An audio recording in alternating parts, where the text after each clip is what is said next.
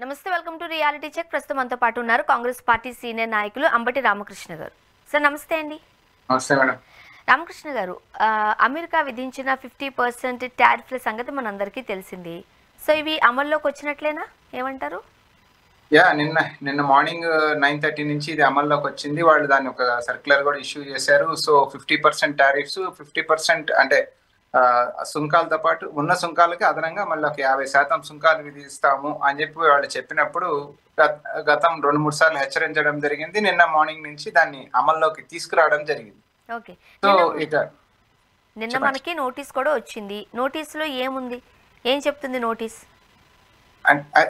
Trump note లో ఏదైతే పలికాడో దాన్ని మనం నోటీస్ లో చూడగలుగుతాం. సో తద్వారా ఇక్కడ ఇండియన్ ఎకానమీకి ఇవాళ గ్లోబల్ పర్స్పెక్టివ్ లో కూడా రీసెర్చర్స్, స్కాలర్స్ చెప్తా ఉంది ఏంటంటే ఇండియన్ ఎకానమీ పైన స్ట్రైట్ అవే 1% దాకా దెబ్బ తగిలే అవకాశం ఉంది.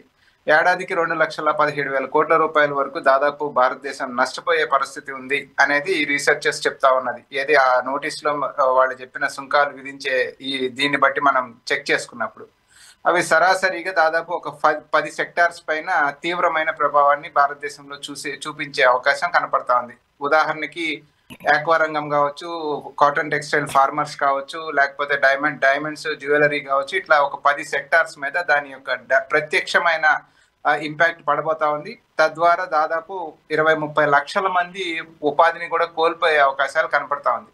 నిన్న కాంగ్రెస్ ప్రెసిడెంట్ మల్లికార్జున్ ఖర్గే గారు దీనిపైన స్పష్టంగా పాయింట్ బై పాయింట్ వివరిస్తూ ట్వీట్ చేయడం కూడా జరిగింది. ఏ రంగంలో మనం ఎంత దెబ్బ తగలే అవకాశం ఉంది, ఈ టారిఫ్స్ వల్ల మా భారతదేశానికి లేకపోతే ఏ సెక్టార్స్ కి ఎంత నష్టపోయే పరిస్థితి ఉంది అనేది ఆయన సవివరంగా ట్వీట్ చేయడం జరిగింది. ఎండ్ ఆఫ్ ద డే ఆయన చెప్పడం కూడా జరిగింది. ఇవాళ మోడీ గారి హైపర్ ఇది విశ్వగురు దీన్ని లేకపోతే ఆ గతంలో తన అత్యంత ప్రియ మిత్రుడు అని చెప్పుకున్న ట్రంప్ గారి వాళ్ళు చేసిన నిర్వాహకం భారత ప్రజల్ని, భారతదేశాన్ని తీవ్రంగా నష్టపరచబోతా ఉంది. సో మన విదేశాంగ శాఖ, విదేశాంగ నీతి ఏదైతే ఉందో అది అట్ ది సేమ్ టైం భారతదేశాన్ని కూడా నరేంద్ర మోడీ వాళ్ళ ఫెయిల్ చేసే దిశగా తన యొక్క పరిపాలన నడిపించాడు అనేది ఇవాళ మనకి మోడీ గారి ప్రభుత్వం పట్ల ట్రంప్ విధిస్తున్న టారిఫ్ ద్వారా మనకు అర్థం అవుతా ఉంది. ఇది గతంలో చూసాం కదా మనం, హౌడీ మోడీలు, నమస్తే ట్రంప్లు, ఇస్బార్ ట్రంప్ కి సర్కార్, అంత చిక్కటి స్నేహం కదా వాళ్ళిద్దరిది. అంత చిక్కటి స్నేహం ఇవాళ ఇంత పలచపడి దేశం పైన సుంకాలు విధించే స్థాయి దాకా ట్రంప్ ఎందుకు వెళ్ళాడు అన్నప్పుడు ఈ ప్రభుత్వం ఖచ్చితంగా ప్రజలకి సమాధానం చెప్పాలి కదా. సో వాళ్ళు చెప్తా ఉన్నదల్లా ఏమంటే రష్యా నుంచి క్రూడ్ ఆయిల్ కొనొద్దని చెప్పాం, రష్యా నుంచి క్రూడ్ ఆయిల్ కొనటం వల్ల మేము ఈ ట్యాక్సెస్ విధించాల్సి వస్తా ఉంది. అడ్వైజర్ టు ట్రంప్ నిన్న పీటర్ నర్వాన్ అనే అతను కూడా నిన్న ఒక స్టేట్మెంట్ కూడా ఇవ్వడం జరిగింది. Ukraine and Russian war only because of ఇది, దానికి ఆయన మోడీ వార్ అని పేరు పెట్టడం కూడా జరిగింది. వై బికాస్ మోడీ వార్ అని ఎందుకు పేరు పెట్టారు అన్నప్పుడు ఇండియా క్రూడ్ ఆయిల్ ని అక్కడి నుంచి రష్యా నుంచి కొనటం వల్ల, ఇక్కడ ఇండియా అనే పదం వాడటం కన్నా కూడా నరేంద్ర మోడీ మిత్రుడు రిలయన్స్ కంపెనీలు వెళ్ళి రష్యాలో క్రూడ్ ఆయిల్ కొనటం వల్ల లబ్ధి పొందింది ఎవరు అంటే రష్యా లబ్ధి పొందింది. తద్వారా ఇక్కడ ఆ క్రూడ్ ఆయిల్ ని తీసుకొచ్చి రిఫైన్ చేసి మళ్ళీ ఎక్స్పోర్ట్ చేసి అమ్మడం వల్ల ఇక్కడ లబ్ధి పొందింది ఎవరు అంటే రిలయన్స్ కంపెనీస్, అంబానీ లబ్ధి పొందారు తప్ప ఇక్కడ భారతదేశం కానీ భారతదేశ ప్రజలు కానీ లబ్ధి పొందలేదు. ఒకవేళ భారతదేశం కానీ భారత ప్రజలు కానీ ఆ క్రూడ్ ఆయిల్ కొనటం వల్ల లబ్ధి పొంది ఉంటే ఇవాళ ట్రంప్ మీరు అక్కడ క్రూడ్ ఆయిల్ కొనడానికి వీల్లేదు రష్యాలో, ఆ క్రూడ్ ఆయిల్ వల్ల వచ్చిన ఆదాయంతోనే రష్యా యుద్ధం చేస్తోంది అని చెప్పినప్పుడు మనం గట్టిగా ధీటుగా సమాధానం చెప్పి ఉండొచ్చు. అదంతా మాకు అనవసరమైన కార్యక్రమం, నా ప్రజలకి ఇవాళ ఇబ్బందుల్లో ఉన్నారు, క్రూడ్ ప్రైజెస్ బయట చాలా ఎక్కువ ఉన్నాయి కాబట్టి తక్కువ కొనుక్కొచ్చి నా ప్రజలకి తక్కువ రేట్లో సప్లై చేద్దామనే ఉద్దేశంతో నేను అక్కడ కొన్నాను అని మనకు సమాధానం చెప్పుకునే దానికి అవకాశం ఉండేది. అలా కాకుండా లాభం మొత్తం ఎవరికంటే ఒక ప్రైవేట్ కార్పొరేట్ ఇండస్ట్రీకి నరేంద్ర మోడీ చేపట్టడం వల్ల ఇవాళ మనం అక్కడ సమాధానం చెప్పుకోలేని పరిస్థితి. వాళ్ళు ఏం చెప్తా ఉన్నారు, మీ కంపెనీ, మీ Indian Reliance company crude oil ని రష్యా దగ్గర కొనటం వల్ల ఆ వచ్చిన ఆదాయం మొత్తం రష్యా యుద్ధం పైన వాడుతూ ఉంది, మేమేమో ఉక్రెయిన్ కి సపోర్ట్ చేయడం కోసం ఇక్కడ మా ప్రజల సొమ్ముని ఉక్రెయిన్ కి వాడాల్సి వస్తా ఉంది. So end of the day American people are losing because Indian corporate companies, Reliance లాంటి కంపెనీస్ రష్యా దగ్గర క్రూడ్ ఆయిల్ కొనటం వల్ల అనేది వాళ్ళు చెప్తున్న తరుణంలో ఇక్కడ లబ్ధి పొందింది ఎవరు అంటే ఎవరు కనపడట్లా. యుద్ధం చేయడానికి ఒక దీంతో వచ్చిన ఆదాయాన్ని రష్యా ఖర్చు పెడతా ఉంది. దాన్ని ఉక్రెయిన్ కాపాడడం కోసం మేము ఫండ్ ఇస్తా ఉన్నాం, మా ప్రజలకి ట్యాక్స్లు వేయాల్సి వస్తుంది, మా ప్రజలు ఇబ్బంది పడతారు, సో టు కాంపన్సేట్ దట్ మేము ఇండియా దగ్గర నుంచి వసూలు చేస్తాం అంటున్నప్పుడు ఇక్కడ నష్టపోతా ఉంది పూర్తిగా భారత ప్రజలు. అది only because of Narendra Modi foreign policy, Narendra Modi corporate policy.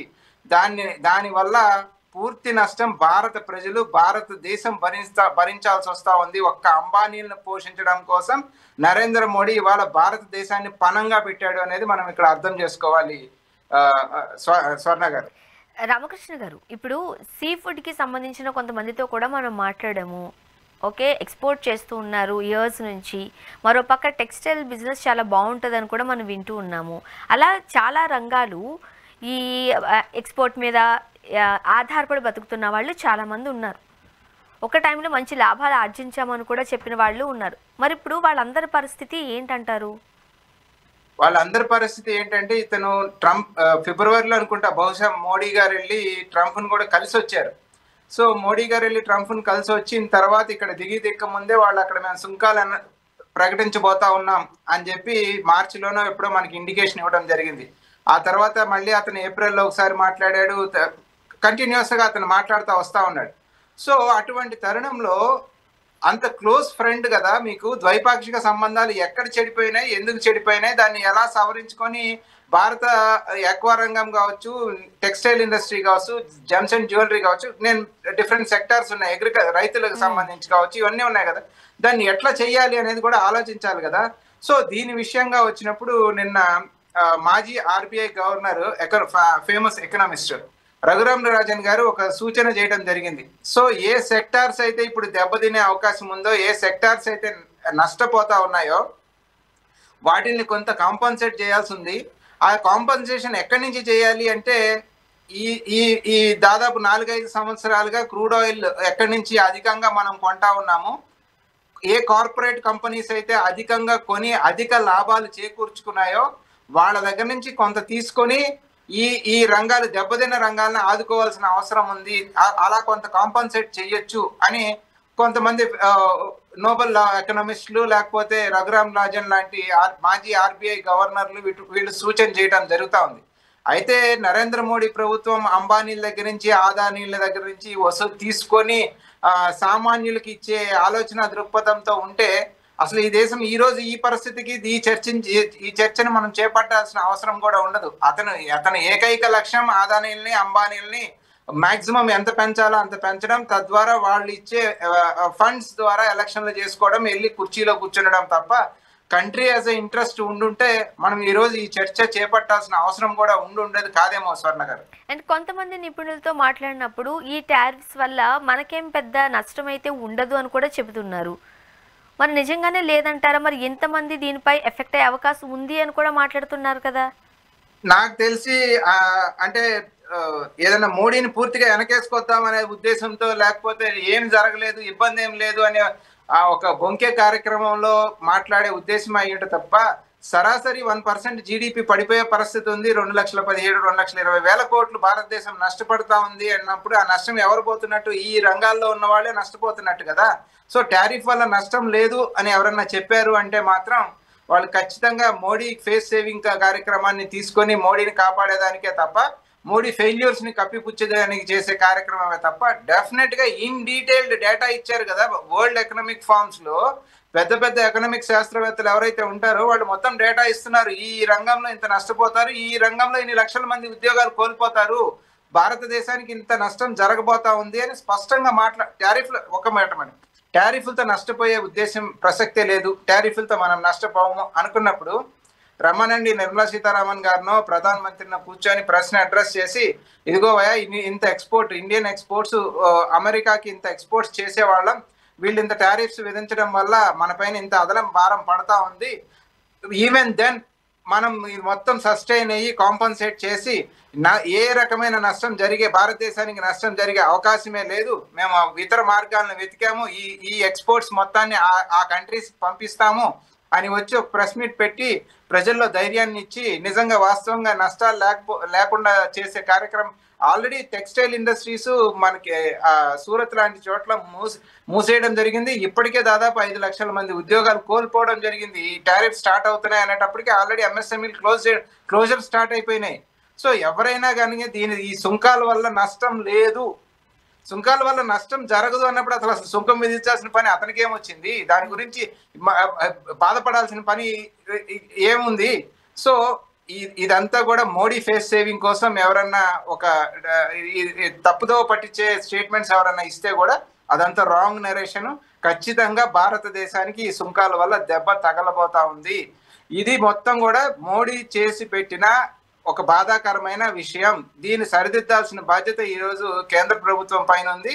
ఏ రకంగా డీల్ చేసి మీకు అంబానీకి క్రూడ్ ఆయిల్, రిలయన్స్ కంపెనీస్ కి క్రూడ్ ఆయిల్ సప్లై చేసి అంబానీలు సంపాదించుకోవడం ముఖ్యమా? భారతదేశ ప్రజలు, భారతదేశ రైతులు, భారతదేశ ఎక్వా రంగం, భారతదేశ టెక్స్టైల్ ఇండస్ట్రీస్ నిలబడటం ముఖ్యమా అనేది వాళ్ళ నరేంద్ర మోడీ ఒక డెసిషన్ తీసుకుంటే ఖచ్చితంగా దీన్ని సవరించుకోవచ్చు స్వర్ణ గారు. అండ్ మరీ ముఖ్యంగా ఇప్పుడు ఇంతకు ముందున్న ట్యాక్సెస్ బట్టో లేకపోతే ఎక్స్పోర్ట్కి సంబంధించో మనం ఒక రీజనబుల్ ప్రైజెస్లో అక్కడ ఉంటున్నాయి, మన వాళ్ళు ఎక్స్పోర్ట్ చేస్తున్నారు అని వింటూ ఉన్నాం. బట్ ఇప్పుడు పెరిగిన ఈ టారిఫ్స్ వల్ల అక్కడ కూడా ప్రైస్ పెరుగుతుంది కదా? ఎస్, డెఫినెట్ గా ఇప్పుడు మనం సప్లై చేసే వాటిలో నుంచి డెఫినెట్ గా అక్కడ కూడా ప్రైజెస్ పెరుగుతాయి. వాళ్ళు కూడా కొంత ఆర్థిక భారాన్ని మోయాల్సి వస్తుంది. కాకపోతే దానికి వాళ్ళు ఇస్తున్న వివరణ ఏంటంటే క్రూడ్ మనం అక్కడ కొనటం వల్ల ఆల్రెడీ మేము అదనంగా ఖర్చు పెట్టాల్సి వస్తా ఉంది. ప్రజలకు కొంత తక్కువ రేట్లో ఇచ్చినా సరే వేరే రూపంలో ప్రజల దగ్గర నుంచి వసూలు చేసి మళ్ళీ ఉక్రెయిన్ వారికి మేము సపోర్ట్ చేస్తూ ఉక్రెయిన్ దగ్గర నుంచి ఉక్రెయిన్కి మేము డబ్బు పంపాల్సి వస్తూ ఉంది. సో రష్యాకి ఏదైతే ఆదాయం వస్తుందో రష్యాకు వచ్చే ఆదాయ మార్గాన్ని కనుక మేము ఆపితే రష్యా ఉక్రెయిన్ వార్ ఆపగలుగుతాం. రష్యా ఉక్రెయిన్ వార్ ఆపినప్పుడు మా ప్రజల దగ్గర నుంచి మేము అదనపు పన్నులు వసూలు చేయకుండా ఒకవేళ ఈ ధరలు పెరిగినా సరే రెండు కాంపన్సేట్ చేయొచ్చు అనేది వాడు చెప్తున్న ఈక్వేషన్. అర్థమైంది కదా మీకు? సో ఇప్పుడు ఉక్రెయిన్ కి వీళ్ళు ఫండ్ చేయాల్సిన పరిస్థితి వచ్చినప్పుడు అమెరికన్ పీపుల్ దగ్గర నుంచి తీసుకొని ఉక్రెయిన్ కి ఇవ్వాల్సి వస్తా ఉంది. సో ఒకవేళ ఆ వార్ ఆగిపోయింది అనుకోండి, అమెరికన్ పీపుల్ దగ్గర నుంచి అమెరికన్ గవర్నమెంట్ ఎక్కువ వసూలు చేయాల్సిన పని ఉండదు కదా. సో ఆ ట్యాక్సెస్ అమెరికన్ పీపుల్ కి తగ్గించి ఈ సుంకాల ద్వారా వచ్చే ఏది ఇండియాకి సుంకాలు విధించడం ద్వారా ఒకవేళ అదనపు ప్రైసెస్ ఏమన్నా ఉన్నా కూడా దాన్ని కాంపన్సేట్ చేస్తాం, లెవెల్ చేస్తాం అనేది వాళ్ళు ఇస్తున్న వివరణ దానికి. అండ్ మరీ ముఖ్యంగా అసలు ఎక్స్పోర్ట్ మీద మనం ఎందుకు డిపెండ్ అయి ఉండాలి? ఏదన్నా పెట్రోల్ లేదా మనమే తవ్వేసుకుందాం, సీ ఫుడ్ వస్తుందా అది మన దగ్గరే ఫార్మింగ్ చేసుకుందాం. ఈ రకంగా ట్రంప్ గారు మాటలు కూడా ప్రతి క్వశ్చన్కి ఒక ఆన్సర్ ఉంది ఆయన దగ్గర. ఏం చెప్తారు అంటే ఒకటి మేడం, రిజర్వ్స్ అనేవి భారతదేశం దగ్గర చాలా మినరల్స్, మైన్స్ కు సంబంధించి నాకు తెలిసి అదర్ దాన్ కోల్ కన్నా కూడా వేరే రిజర్వ్స్, వేరే మినరల్స్, మైన్స్ మన దగ్గర చాలా తక్కువ ఉన్నాయి. అలా కాకుండా మిగతా దేశాల దగ్గర నుంచి మనం దేనిపైన డిపెండ్ అవుతున్నాం, ఏది తెచ్చుకుంటే ఏ దేశంతో ద్వైపాక్షిక సంబంధాలు ఇబ్బంది జరుగుతుంది, దాన్ని ఎట్లా డీల్ చేసుకోవాలి అనేదాన్ని ప్రభుత్వం ఆలోచించుకొని దానికి వెళ్లాల్సిన బాధ్యత. సో ప్రభుత్వం అదేది ఆలోచించకుండా ఇందాక నుంచి ఫస్ట్ నుంచి మొత్తుకుంటా ఉంది ఒకళ్ళిద్దరు కార్పొరేట్స్ కి లాభం చేకూర్చడం కోసంగా. ఇవాళ చూడండి, అమెరికాతో మనకి దోస్తీ చెడిపోయింది. రాహుల్ గాంధీ గారు 7-8 నెలల క్రితమే పార్లమెంట్ లో చెప్పారు పాకిస్తాన్ చైనా దగ్గర అవుతా ఉన్నాయి, పాకిస్తాన్ చైనా దగ్గర అయితే మనకి పెను ప్రమాదం పొంచి ఉంది అని చెప్తా ఉన్నారు. నిన్న మన ఆపరేషన్ సింధూర్ అప్పుడు మన మిలిటరీ ఆఫీసర్సే చెప్పారు పాకిస్తాన్కి టెక్నాలజీ మొత్తం, సైంటిఫిక్ టెక్నాలజీ మొత్తం వార్ సమయంలో చైనా అందించింది అని చెప్పారు. సో వాళ్ళిద్దరు వెరీ క్లోజ్ ఉన్నారు. పాకిస్తాన్ ఆర్మీ చీఫ్ ని పిలుచుకొచ్చి ఆ అమెరికన్ ప్రెసిడెంట్ ట్రంప్ విందు భోజనాలు నిర్వహిస్తా ఉన్నాడు. సో పాకిస్తాన్ తో వాళ్ళు అటు లార్జెస్ట్ ఎకానమీగా ఉన్న అమెరికా కావచ్చు, చైనా కావచ్చు, ఇద్దరు కూడా అంత క్లోజ్ అవుతా ఉన్న తరుణంలో ఇక ఈయన విశ్వగురువు గారి విదేశాంగ ఇది ఏమైనట్టు అనే దానికి ఆయన సమాధానం చెప్పాలి కదా. Not just buying crude oil from Russia, ఏది నీ మిత్రుడి కోసం, అంబానీ కోసం అక్కడికి వెళ్ళి క్రూడ్ ఆయిల్ తెచ్చి అతనికి లాభం చేయడం కాదు కదా. అమెరికాతో భారత్ యొక్క సంబంధాలు ఎందుకు తెగిపోయినాయి? చైనాతో భారత్ యొక్క సంబంధాల పరిస్థితి ఏమి, ఇవన్నీ కూడా చూసుకున్నప్పుడు విదేశాంగ వ్యవహారం కావచ్చు, ఎకానమీ కావచ్చు, అట్టర్ ఫెయిల్యూర్ చేసి పెట్టారు కదా మోడీ గారు. ఓకే, ఇప్పుడు ఈ ట్యాక్సెస్ వల్ల మన వాళ్ళు అక్కడ ఉన్నారు అమెరికాలో, మరి వాళ్ళ పరిస్థితి ఏంటి? వాళ్ళ ఇక్కడ అంటే ట్యాక్సెస్ విధించిన దాని వల్ల ఇక్కడ మనం నష్టపోతాం తప్ప మన వాళ్ళు అక్కడ నార్మల్ అమెరికన్స్ ఏ రకంగా ఏ రేట్లలో కొనుక్కుంటారో అక్కడ స్థిరపడ్డ ఇండియన్స్ కూడా అదే రేట్లలో అదే పరిస్థితుల్లో కొనుక్కుంటా ఉంటారు. బట్ ఇబ్బంది ఎక్కడ వస్తుందంటే ఇప్పుడు H1B వీసాలని మళ్ళీ నేను మొత్తం రివ్యూ చేస్తాను, చెక్ చేస్తాను అంటే ఇండియా పైన పూర్తిగా కూడా ఇండియాని టైటన్ చేసే పరిస్థితుల్లో ట్రంప్ సర్కార్ ప్రవర్తిస్తా ఉన్న తరుణంలో దాన్ని ఏ రకంగా మళ్ళీ నార్మల్ లెవెల్కి తీసుకురావాలి, ఏం చేస్తే అది నార్మల్ లెవెల్కి వస్తుంది అనే ఆలోచన ఈరోజు ఈ కేంద్ర ప్రభుత్వం చేయాలి. చేత కాకపోతే చేత అయిన వాళ్ళని పిలుచుకోవాలి. మీరు చూడండి, ఆపరేషన్ సింధూర్ టైంలో పలు దేశాలకి చాలా మంది ఎంపీలని పంపించడం జరిగింది. సరే, వెళ్ళి ఎంపీలు మాట్లాడి వివరించి వచ్చి ఇవన్నీ జరిగిన తర్వాత సేమ్ కండిషన్ కంటిన్యూ అవుతా ఉంది కదా. ట్రంప్ మళ్ళీ అదే చెప్తా ఉన్నాడు, ఏమని, నేను సుంకాలు విధిస్తానన్నాడు, సుంకాలు విధించాడు. ఆపరేషన్ సింధూర్ ఆపింది నేనే అన్నాడు, ఆపాడు. సో వీళ్ళు ఎటు నుంచి ఎటు వెళ్ళి దాన్ని డీల్ చేసుకొని సెట్ చేయాలి అనే ఆలోచన కానీ లేకపోతే సెట్ చేసే ఒక శక్తి సామర్థ్యాలు కానీ వీళ్ళ దగ్గర లేకుండా పోయినాయి. It's purely because of the failure of Modi government అనేది ఇవాళ అర్థం చేసుకోవాలి మనం ఇక్కడ. ఇప్పుడు మరీ ముఖ్యంగా ఇంతమంది ఇన్ని రంగాలలో ఆధారపడి బ్రతుకుతూ ఉన్నప్పుడు ఒకేసారి 50% టారిఫ్స్, ఒకసారి 10%, 20% కూడా కాదు, ఏకంగా 50% అయ్యేసరికి ఖచ్చితంగా ఎఫెక్ట్ మన మీద పడుతున్నప్పుడు మరి గవర్నమెంట్ ఏమైనా కాంపెన్సేట్ చేస్తుందా, లేదా గవర్నమెంట్ వాళ్ళకి ఏదైనా వేరొక దారి చూపించే అవకాశం ఉందంటారా? ఎలా ఉంటుందంటారు సపోర్ట్? ఈ గవర్నమెంట్ అదే ఆలోచన కనుక ఉండుంటే మార్చిలో అతను హెచ్చరించిన దగ్గర నుంచి వీళ్ళు దానికి సంబంధించి వేరే ఆలోచనలు చేసి దాన్ని వేరే ప్రదేశాలకి ఎక్స్పోర్ట్స్ ని డైవర్ట్ చేయడమా, ఈ కంపెనీస్ ని ఎలా ఆదుకోవాలి అనేది ఈ స్ట్రాటజికల్ ఏది కూడా వీళ్ళు అనాలిసిస్ చేసినట్టు ఎక్కడ కనపడలేదండి మనకి. ప్రజల్ని అంటే ఇన్ ద సెన్స్ ఈ టారిఫ్స్ వల్ల నష్టపోయే ఇండస్ట్రీస్ మొత్తాన్ని కూడా గాలికి వదిలేశారు. వాళ్ళకి సంబంధించి రిలీఫ్ కి సంబంధించి ఒక్క మెషర్ కూడా ఈ ప్రభుత్వం అనౌన్స్ చేయలేదు. నేను మీకు ఇందాక చెప్పాను, రఘురామ్ రాజన్ గారు ఒక సూచన చేయడం జరిగింది. ఇప్పుడు దాకా ఎవరైతే సంపాదించుకున్నారో అంటే ఇది రావటానికి కారణమైన వాళ్ళు ఎవరైతే ఉన్నారో, ఎవరైతే వాళ్ళు సంపాదించుకున్నారో వాళ్ళ దగ్గర నుంచి కొంత తీసి ఈ రంగాలకి నరేంద్ర మోడీ ప్రభుత్వం ఏమైనా ఇస్తుందా, ఇవాళ రేపట్లో ఏమైనా స్పందిస్తుందా, వాళ్ళని ఆదుకునేదా? అయితే ఇప్పటికే రోడ్డును పడ్డారు చాలా మంది ఎంప్లాయీస్, ఇప్పటికే రోడ్డును పడ్డారు ష్రింప్ ఎక్స్పోర్టర్స్, ఇప్పటికే రోడ్డును పడుతున్నారు రైతులు. సో వీళ్ళని ఆదుకునేదానికి ఈ ప్రభుత్వం దగ్గర ఏముంది అనేది ఇవాళ రేపట్లో మాట్లాడతారా, లేకపోతే కరోనా టైంలోనో మీరు వివిధ సందర్భాల్లో ఏ రకంగా అయితే గాలికి వదిలేశారో ప్రజల్ని ఇప్పుడు కూడా అట్లా గాలికి వదిలేస్తారా అనేది చూడాలి స్వర్ణ గారు. ఈ హై టారిఫ్స్ వల్ల ఈ మన అమెరికాకు ఇండియాకు ఉన్న ఈ ద్వైపాక్షిక సంబంధాలపై ఏదైనా ఎఫెక్ట్ పడే అవకాశం ఉందంటారా? అది ఖచ్చితంగా అతను చాలా కేర్ నాట్ అన్నట్టున్నాడండి మోడీ గారు. ఇప్పుడు మనకి అంబాసిడర్ను కూడా ఒక అంబాసిడర్ని పంపిస్తా ఉన్నాడు, who don't have any experience. అంటే మోడీకి ట్రంప్ కి అత్యంత సన్నిహితుడు. అతన్ని ఎలన్ మాస్క్ కూడా విమర్శించి ఉన్నాడు, హీస్ ఎ స్నేక్ అని విమర్శించున్నాడు. సో అటువంటి ఒక ట్రంప్ కి అనుంగు మిత్రుడు లాంటి వాడిని, వెరీ యంగ్ ఫెలోని వాళ్ళ అంబాసిడర్ గా ఇండియాకి పంపిస్తా ఉన్నప్పుడు ఇండియాతో అతనేమి సత్సంబంధాలు లేకపోతే ఇండియాని ఇదిగా చూద్దామనే ఆలోచన ట్రంప్ దగ్గర ఉన్నప్పుడు మనకి ఎక్కడ కనపడలేదు. సో మన సైడ్ నుంచి మనం ఏం చేస్తే దాన్ని సరిదిద్దుకోగలుగుతాం. ఫర్ ఎగ్జాంపుల్ ఇందిరాగాంధీ లాంటి వ్యక్తి ఆనాటి అమెరికన్ ప్రెసిడెంట్ నిక్సన్ మాట్లాడినప్పుడు నీ పరిధిలో నువ్వు ఉండు, నా పరిధిలో నేను ఉంటాను అని అతనికి హెచ్చరిక ద్వారా తెలియజేస్తూనే సంబంధాలు ఎక్కడ బెడ్స్ కొట్టుకోలేదు, లేకపోతే భారతదేశం పైన ఆ ప్రభావాన్ని పడకుండా మేనేజ్ చేయగలిగింది ఆమె.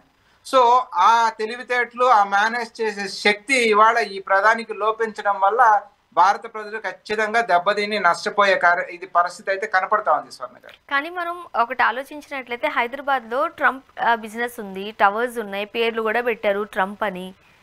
ఓకే, మరో పక్క ఏదైనా సమయం సందర్భం వచ్చినప్పుడు ట్రంప్ గారు మోదీ గారికి సంబంధించి చాలా పాజిటివ్గా మాట్లాడుతూ ఉంటారు. కానీ ఇప్పుడు ఆల్ ఆఫ్ ఏ సడన్ ఎందుకు ఈ టారిఫ్స్ రూపంలో ఇద్దరి మధ్య ఏదైనా ఒక లైన్ వచ్చింది అనుకోవచ్చా? లేదనంటే ఇది ఇలా చెయ్యాలి తప్పదు కాబట్టి చేశారనాలా? ఎలా చూడాలి ఇది?